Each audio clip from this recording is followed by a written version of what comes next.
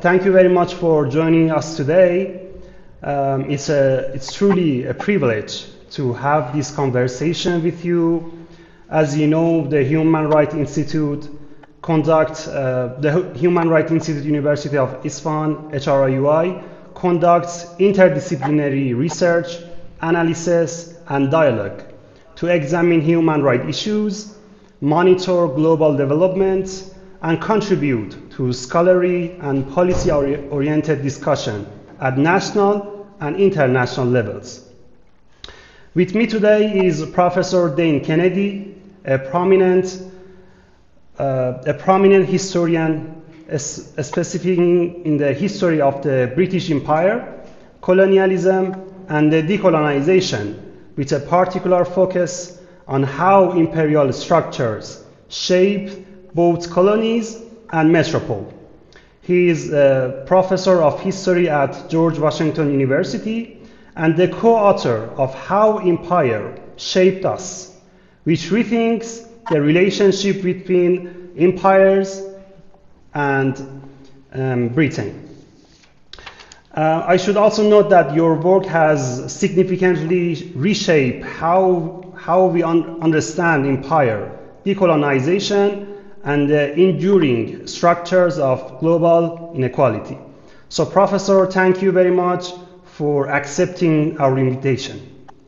It's an honor and a privilege to be talking to you and to be taking part in this interview. Thank you for inviting me. Thank you so much. In this conversation, we aim to explore decolonization not simply as a historical endpoint, but as an ongoing contested process, one that continues to shape political, legal, and economic orders today. So we are really looking forward to engaging with your insight on the following questions. Let's start with the decolonization as a process. So my first question is that in your account of decolonization, you often resist portraying it as either as triumphant liberation or as simple imperial collapse. How should we understand decolonization as a historical process rather than a singular event? Sure. Well, I think it's helpful to start by observing that empires have existed almost throughout history. I mean, since states were established. And by the same token, resistance against empires have existed over time from the beginning, really, as well. And when we talk about decolonization, I think we need to frame it in the particular context of the European overseas empires that were established after 1500, because they were created in every empire over time. They change in their character and their context, as do forms of resistance. But the European empires established after 1500 were overseas empires. They were not contiguous empires.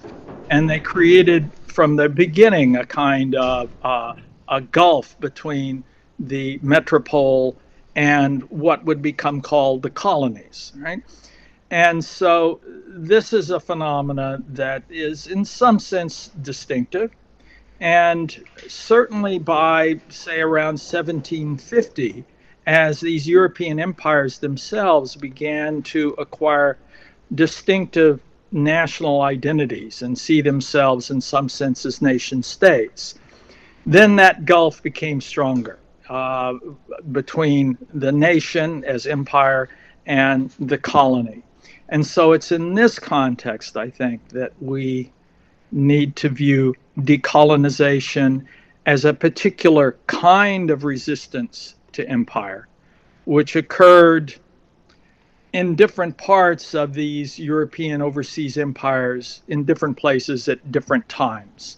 But the end goal for most forms of decolonization, as I understand it and as I've written about it, the end goal was to create nation states, to create contiguous political entities whose citizens shared some kind of common identity. Thank you. That's a very helpful way of moving beyond the theological or overly simplified narratives of decolonization. Let me move to the second question.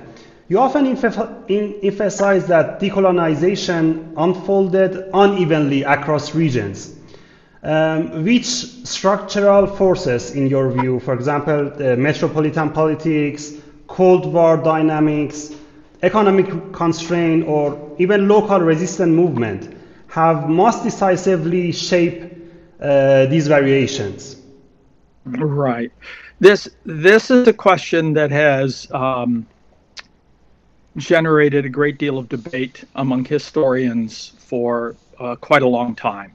And there are certainly historians who would identify each of those factors as the principal factor. But I think today the broad consensus among historians, and there certainly are people who would disagree with this, but the broad consensus is one that places emphasis upon resistance at the local level as the primary driving force.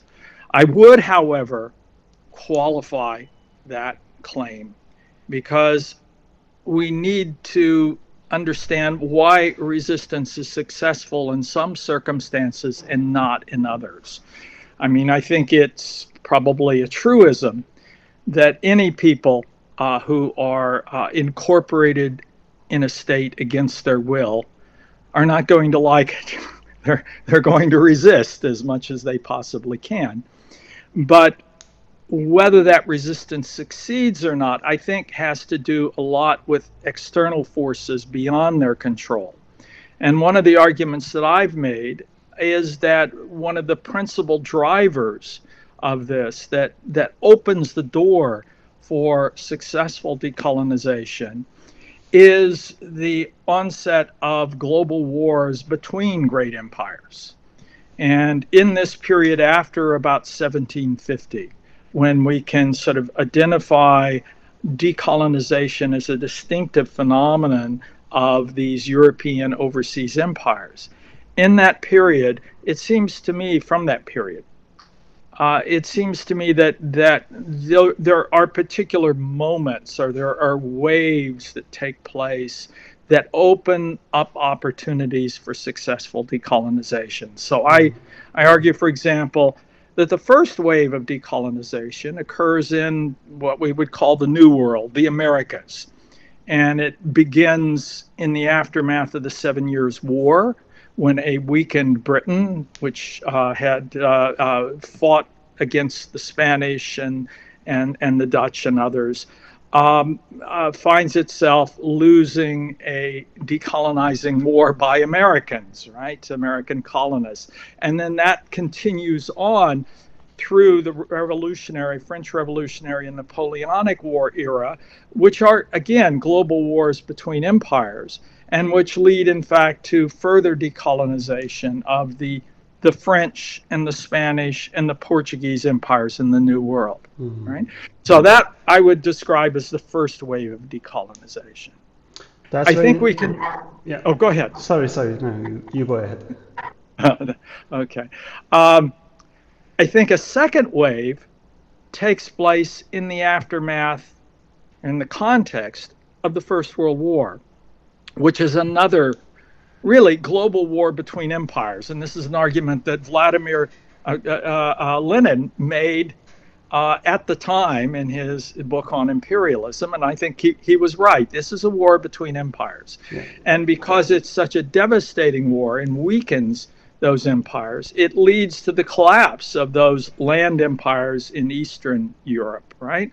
And the rise of new nation states in Central and Eastern Europe as a consequence of that. So we could describe that as a second wave of decolonization.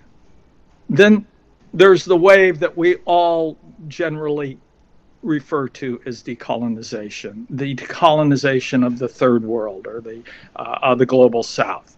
And that too is a consequence of a global war between empires. In this case, of course, the Second World War, where the British and the French and the Americans are fighting, and the Russians are fighting, of course, the Germans, the Italians, and the Japanese. And that opens the door for a successful wave of decolonization that spreads literally across the globe. One could also argue that there is a fourth wave, and that's the wave that occurs with the collapse of the Soviet Union, which is itself the consequence, in effect, of a war between empires, in this case, the Cold War between the United States and the Soviet Union. Now, historians might debate about exactly in what way that's a war between empires in the same sense as the previous ones I've discussed, but nonetheless, the consequence of the collapse of the Soviet Union is the rise of a whole new set of nation states, and I think can be described as decolonization as well. That's a great contribution to the discussion. One question that is, for personally speaking, is very important for me, and I want to have a deeper understanding of it, is that does decolonization, in your view, fundamentally dismantle imperial hierarchies, or did it somehow reorganize it within new diplomatic, economic, and institutional frameworks? Yes, right. The answer I would give is no, it does not fundamentally dismantle imperial hierarchies. And if we think about decolonization of a series of waves, then it also is helpful to look at those imperial entities and see how, in a sense, they recover, right? So Britain loses the North American colonies, but it doesn't cease to be an empire. In fact, it becomes a stronger empire in the aftermath of that. The French lose their colonies in the Americas, but they don't cease to be an empire as well. Moreover, I mean, nation states, as is true of Britain and France, can be empires. And the same is true of the United States. I mean, the United States, after it became independent, became what Thomas Jefferson called an empire of liberty, which is a kind of oxymoron, actually, and began the process of conquering much of the North American continent. That was the first stage of, I would say, the United States becoming an empire as well. So empires can take different forms. Let me give you just one more example that I think is relevant here. With the end of the First World War and the Bolshevik Revolution, the Tsarist Russian Empire collapses. But the Bolsheviks themselves, in effect, recreate that empire and re-establish control over pretty much the same territory that had been controlled by Tsarist Russia. So there again, decolonization doesn't bring an end to empires. They have a way of reconstituting themselves or of taking very different forms. That's a crucial point, especially when we consider how these hierarchies may persist in the contemporary global arrangements. So, Professor, how should we interpret the relationship between self-determination and territorial integrity during decolonization? Were these principles structurally in tension from the outset? That's a complicated question, I think. One of the key challenges for decolonization is to determine who comprises members of the new nation. So if the goal, the object of decolonization is to create an independent, free nation state, then the question is who becomes a member of that nation state. And inevitably, different groups have different visions of what that future is going to be, right? Yeah. And this gives rise to different conceptions of the territorial scope of the state, what comprises territorial integrity, and leads to a variety of different outcomes. So one of the outcomes of decolonization, for example, can be partition, right? The partition of India and Pakistan, the partition of Israel and Palestine, partitions in East Asia and in Vietnam and Korea and the like. In other cases, it can lead to ethnic cleansing. That is the decision that, look, these people are not part of our nation. We need to drive them out or exterminate them. And that also becomes, sadly, a widespread phenomenon.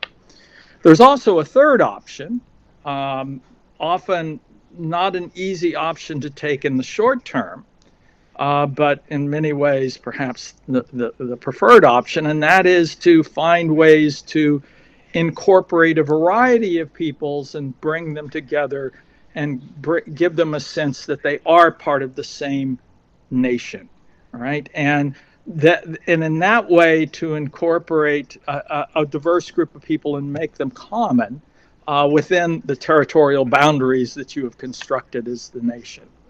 And that happens as well. I mean, any state is composed of a variety of different peoples, and always, even after nation states are formed, they are continually engaged in the challenge of deciding who's within the nation and who's not in it. And of course, the United States today is seeing that phenomena recur in our own politics in a very sad way.